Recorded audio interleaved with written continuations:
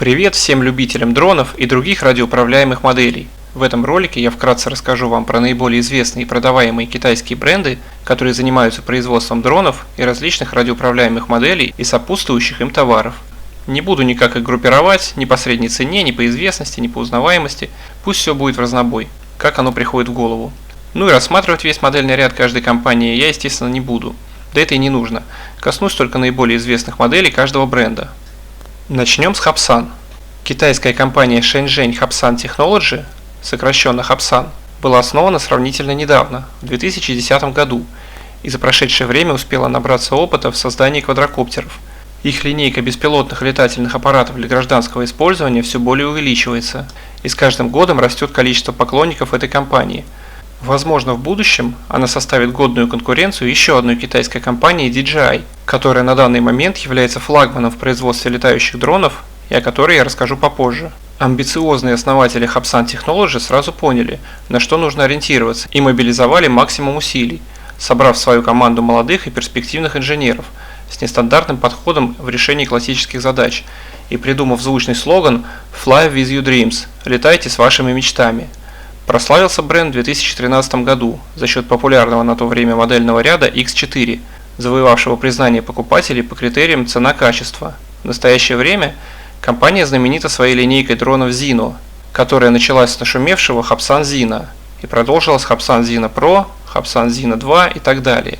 По сравнению со своими первенцами, эти дроны смотрятся куда более серьезно.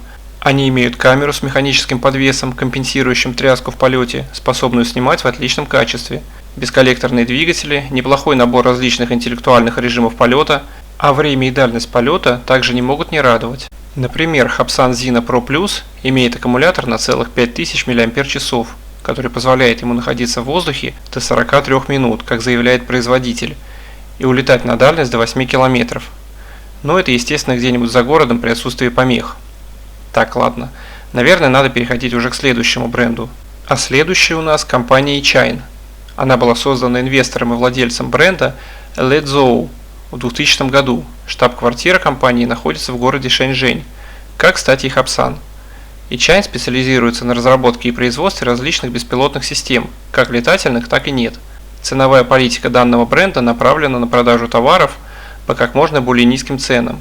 Еще несколько лет назад качество их продуктов, так скажем, немного страдало, и нередко можно было нарваться на брак.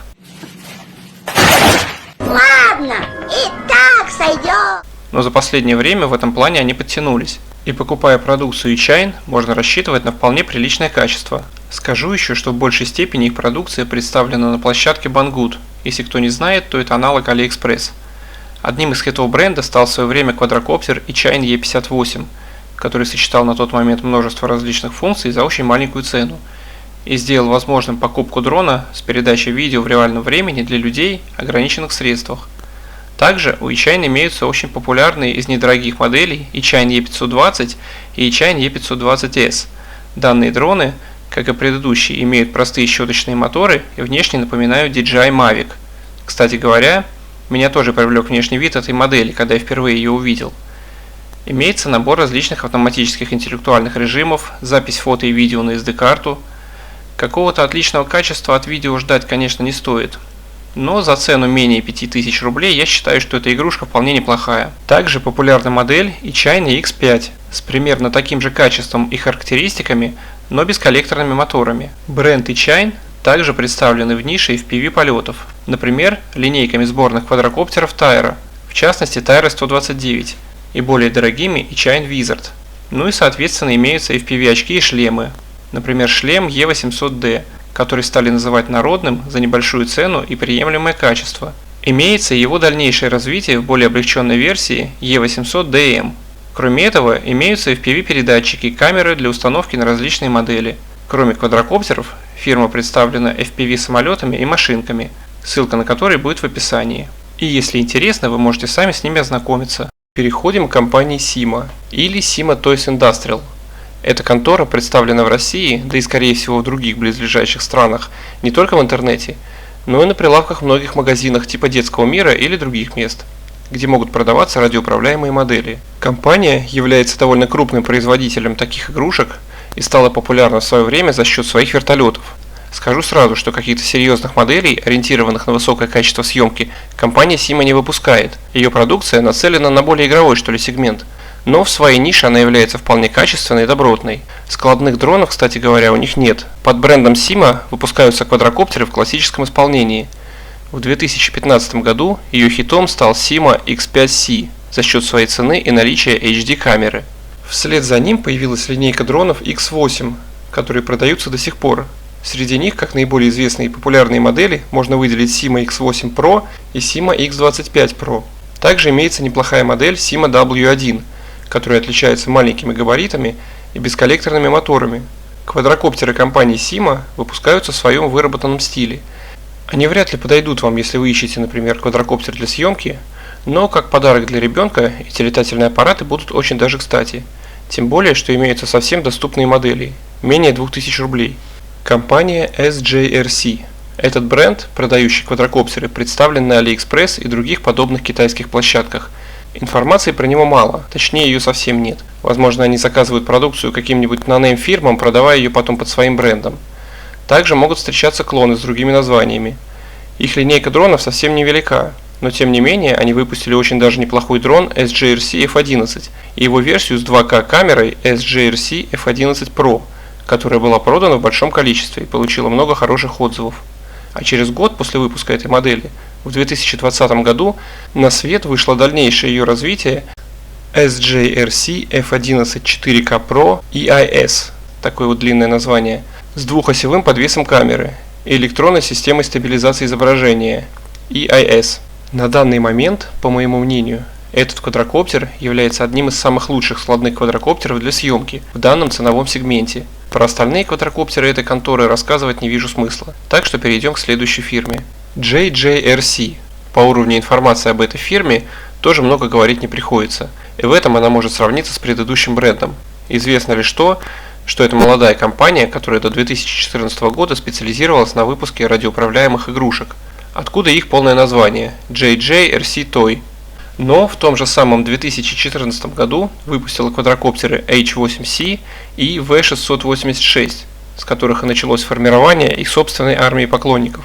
Продукция компании имеет широкий ценовой диапазон и производит от совсем игрушек до более или менее приличных моделей. Например, в свое время она выпустила первый из недорогих квадрокоптеров с механическим подвесом камеры, который назывался JJRC X12 Aurora. Но на данный момент я бы уже не рекомендовал бы его к покупке, так как сейчас есть более качественные модели за сравнимую и даже меньшую цену.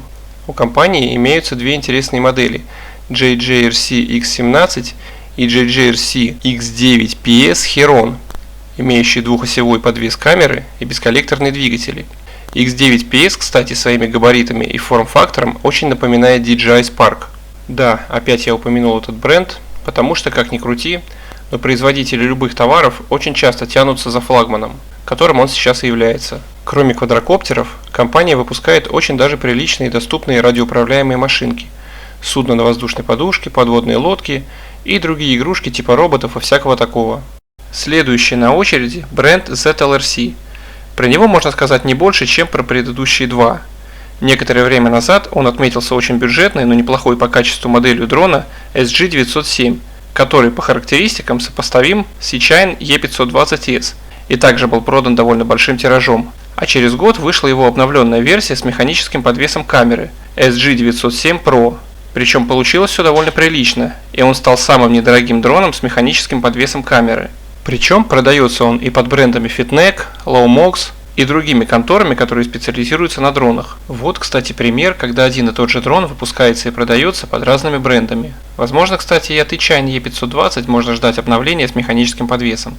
Поживем увидим. Так, что у нас дальше? А дальше у нас MJX. Компания специализируется на производстве качественных моделей квадрокоптеров из бюджетного ценового сегмента для детей и взрослых. За последнее время дроны от производителя MJX очень сильно выросли в качестве и функционале. Они обзавелись бесколлекторными моторами, большим временем полета и более качественными камерами. При этом очень важно, что все модели MJX не выходят за рамки бюджетного сегмента и по-прежнему остаются доступны широкому кругу потребителей. Можно отметить также высокое качество сборки дронов данного бренда. Компания известна среди своих поклонников такими дронами, как MGX Bugs 3H и MGX Bugs 5W, которые в свое время стали настоящими хитами среди дронов классической компоновки и продаются до сих пор. Также стоит отметить складную модель MGX Bugs 4W и малыша MGX Bugs 7, которые тоже заслуженно имеют немало поклонников. Не так давно появились два новых квадрокоптера этого бренда с электронной стабилизацией изображения. Это складной MGX B12 и его классический собрат MGX B20. Машины получились очень даже приличные и вполне заслуживают внимания. Переходим к квадрокоптерам фирмы FIMI или FIMI. Эта контора является дочерней компанией всем известной сейчас Xiaomi, что говорит само за себя в принципе. Модельный ряд их дронов не так велик, но все они заслуживают внимания. Например, FIMI X8 и его более усовершенствованная модель FIMI X8 SE является серьезным летательным аппаратом с такими же серьезными характеристиками и большим набором функций, способным снимать видео 4К с отличным фреймрейтом. При полетном времени до 35 минут управление над дроном может сохраняться до 8 км по заявлению производителя, но это естественно при идеальных условиях. Кстати, на Banggood на него несколько раз в год бывают очень хорошие скидки. Имеется у данного бренда и модель попроще FIMI A3 с двухосевым подвесом камеры и дальностью полета до 1 км и цветным экраном, встроенным прямо в пульт. Есть и совсем маленькая модель, для управления которой нужен только смартфон. Это FIMI Mi 2, этакий маленький селфи-дрончик. Выглядит прикольно, стоит относительно недорого, но лично у меня никакого интереса не вызывает, хотя кому-то он вполне может быть в тему. Ну вот, наконец, мы и добрались до DJI, флагмана современного дроностроения. Если кто не знает, то это тоже Китай.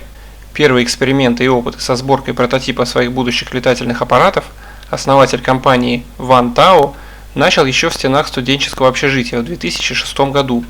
Тогда он был студентом факультета электронной инженерии Гонконгского университета наук и технологий. Первые его творения стоили около $6000 и были востребованы различными организациями. Еще в 2010 году персонал компании составлял 10-20 человек, а выручка была всего несколько сотен тысяч долларов. В 2013 году компания представила на рынок флагманскую модель квадрокоптера Phantom, который по-настоящему стал важным этапом в эволюции современных массовых квадрокоптеров. Благодаря ей удалось закончить год с выручкой в $130 миллионов. А уже в 2014 году было продано около 400 тысяч штук этой модели, и продукция компании вошла в список 10 самых высокотехнологичных продуктов 2014 по версии журнала Times. Оборот компании в 2015 году составил уже $500 миллионов.